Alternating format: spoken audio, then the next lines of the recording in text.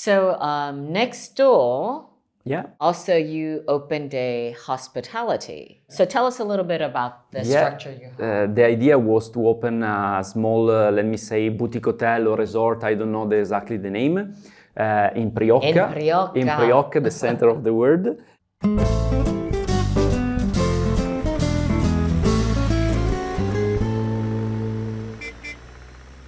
Italian Wine Travel with Stevie Kim.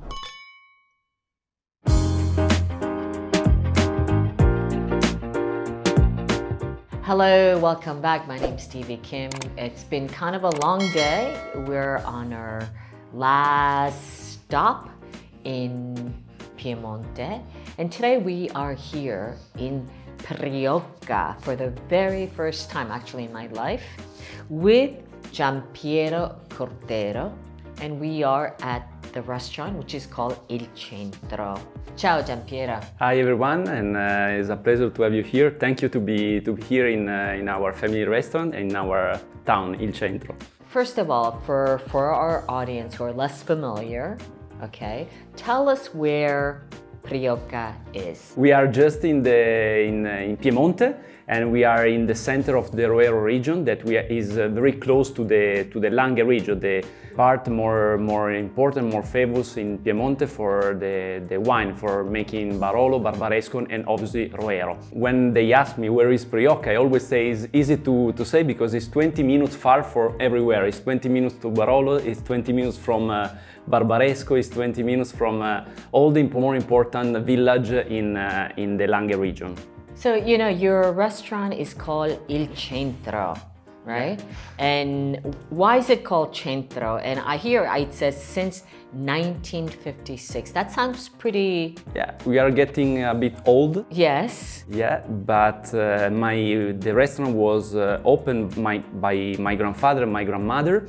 So this is you're the third generation. I supposed to be the third generation because now I always say that I help my father and my mother. They are still, the more important person in the restaurant, and was opened by my grandfather and my grandmother in April 1956. Since 1983, my mother, she is the chef, and my father is always the general manager of the restaurant, the smile of the restaurant. He's always taking care of the customer. Tell me a little bit about the restaurant. It's a Michelin-starred restaurant, is that correct? Yeah, it's a Michelin-starred restaurant since I think 2010, but it's still a very, very traditional restaurant. My grandmother, my mother, they always used to make traditional recipe from Piemonte, and I want also for the future of the restaurant that the idea and then the style of the restaurant not change. Obviously, we try to do year after year the things better and better, try to be more fine, more elegant, but always respecting what is the traditional food of Piemonte.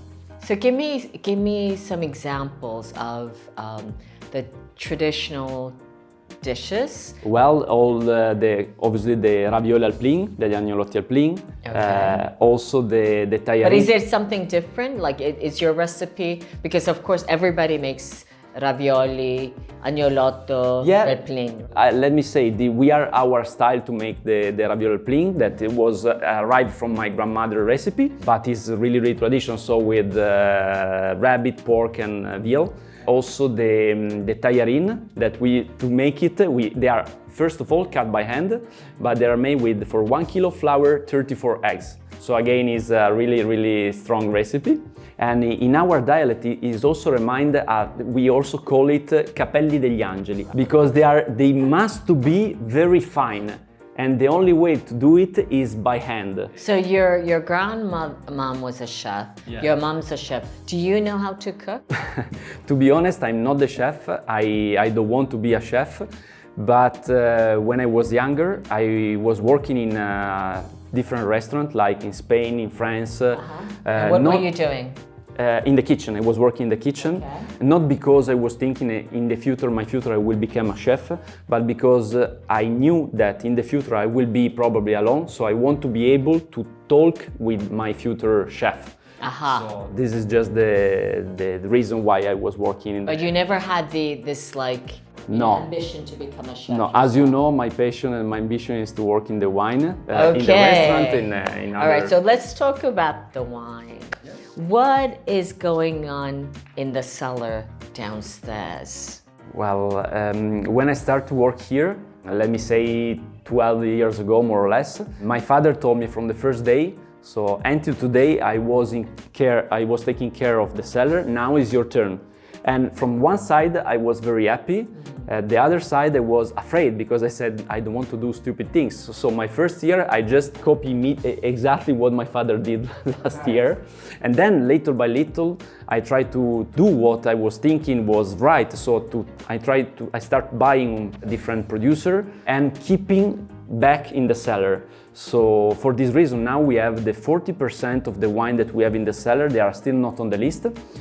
Because the idea was doing like my father did in the past, so buying, keep in the cellar to give the opportunity of the customer in the future to have the old vintage Barolo, Barbaresco, and also Burgundy because it's my second passion after obviously Langhe region. I know you're a Burgundy expert. Aldo said you're a Burgundy expert. It's not true. I'm Burgundy lover. So of course, I'm looking at your wine list.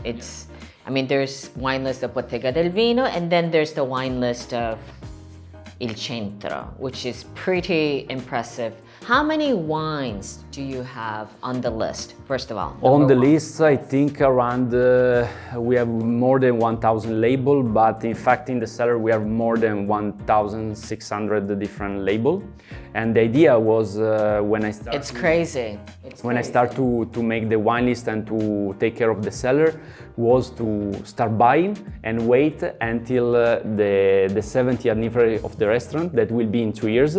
And in 2 years, the idea is putting all the wine that we have in the cellar in the wine list. Not because I think that the old wine are better than the young, but because you have the story to tell. It tells the story about the vintage, about maybe the father of the producer.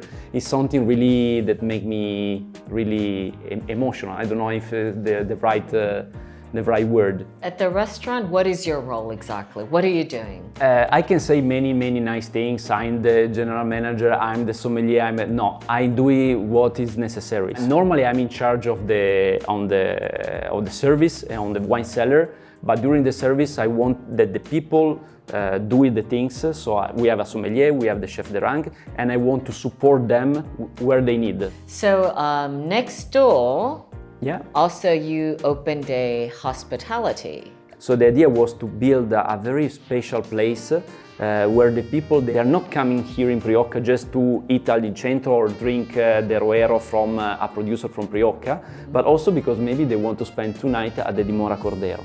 Let's drink some wine. So what did you prepare for us today? Well, we are in the Roero, so I think the idea is to drink something local. So here we have 2 great expressions of Roero. One is from Almondo, a very well-known and famous producer from Montà. And the other one is something also important for me, is a Roero, but made here in Priocca. The winery is, let me say, at 300 meters from the restaurant, so it's something really local. Can you give them a little bit of a little differences and similarities? Yeah. So when we talk about Nebbiolo, we have many different expressions of Nebbiolo. One could be, for example, Barolo, and when we are talking about Barolo, there are inside of the Barolo area, there are many different villages, many different land where you can produce Barolo. But then there is Barbaresco, and then there is Roero, always made with 100% Nebbiolo. What changed? In some way, I love to say that if you compare Roero to Barbaresco or Barolo, the people, they are always saying, well, Roero is less tannic, Roero is less, you have less structure. Roero is that true though? Yeah, but the point is that how we can talk about that. So less for me is a plus. For sure it's less tannic, but it's more fine, more elegant, it's something more soft because we have more sandy soil. So it's normal that the structure is not like a Serralunga. For me, Roero is not the less a Barolo with less or Barbaresco with less, but is talking about also my second passion, Burgundy, is the Burgundy part of the Langhe region. Aha, you heard it here first. The Burgundy part of the Langhe region. So it's not less, it's just different. What about the food pairing? We were talking about tajarin, so for me, A glass of Nebbiolo could be Roero, could be Barbaresco e Barolo, and a dish of tajarin, if it's possible, with white truffle is the heaven. Alrighty, and thank you so much for No, having thank us you. today. It's a pleasure. Thank you very Chin much. with Italian wine people. And if you come to Priocca, you will not miss Il Centro and Giampiero because there's nothing else. Ciao Cheers. ragazzi. Ciao.